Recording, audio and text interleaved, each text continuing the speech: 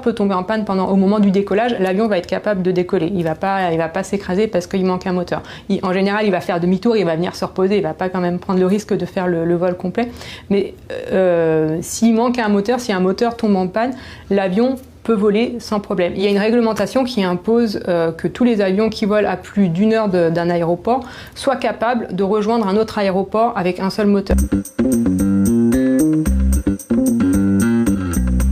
Mais qu'est-ce qui se passe si les 2 moteurs tombent en panne? Moi je leur réponds, si les 2 moteurs tombent en panne, c'est pas de bol, on crache quoi. Non, ça c'est pas vrai. L'avion il tombe pas comme une pierre, c'est pas une pierre, il va pas tomber comme ça au milieu de l'Atlantique. Un avion, ça peut planer. Si les 2 moteurs tombent en panne, il y a 2 systèmes de sécurité qui prennent le relais sur les moteurs. Donc ces systèmes de secours, ils vont à minima permettre de garder de l'électricité pour conserver les commandes de vol, parce que plus d'électricité, plus de commandes de vol.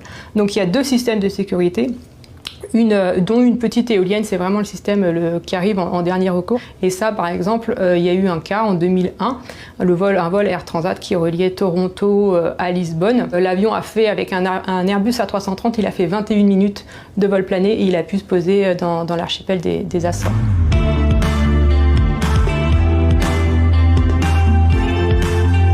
Les films catastrophes qui jouent sur les turbulences, ça c'est juste un mythe, c'est fait pour nourrir l'imaginaire et la peur des gens parce que en réalité les accidents ils sont pas liés aux turbulences. Il faut juste savoir que les turbulences c'est un phénomène normal et c'est pas dangereux.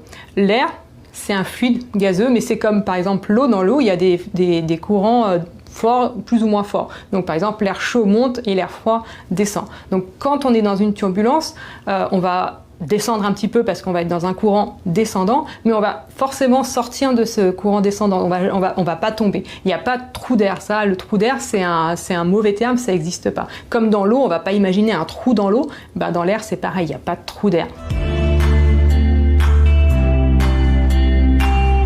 On n'en parle pas souvent parce qu'on parle souvent, on voit souvent les pilotes, on voit souvent les hôtesses, mais il y a tous les travailleurs de l'ombre autour qui vont faire la maintenance de l'avion. Il y a des gens, des milliers de gens, des ingénieurs, des techniciens, des mécaniciens qui ont un gros niveau de compétences, qui ont une formation adéquate, des qualifications qui sont vérifiées régulièrement. Et donc ces gens-là, ils vont justement s'assurer qu'il n'y a aucun problème sur l'avion. Donc il y a plusieurs types de visites, ça peut être des visites quotidiennes, visuelles, où on va faire le tour de l'avion, juste regarder si en apparence tout va bien. Et il y a aussi des visites beaucoup plus lourdes, ce qu'on appelle des grandes visites, qui ont lieu tous les 4 à 5 ans. Et dans ces grandes visites, on va démonter vraiment tout l'avion, on va enlever tous les sièges, tout à l'intérieur et on va presque inspecter tous les trous pour être sûr qu'il n'y ait par exemple pas une fissure quelque part qui soit suspecte.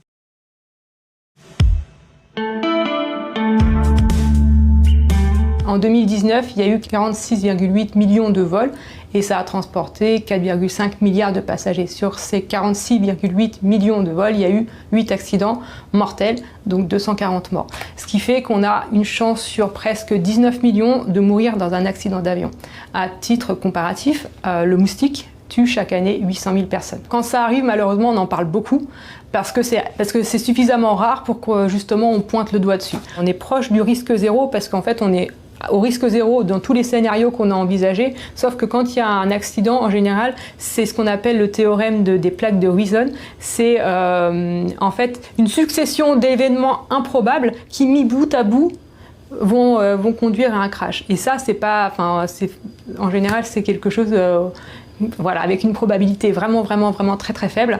Et du coup, on essaye vraiment de penser à tous les scénarios pour éviter d'arriver à un scénario catastrophe.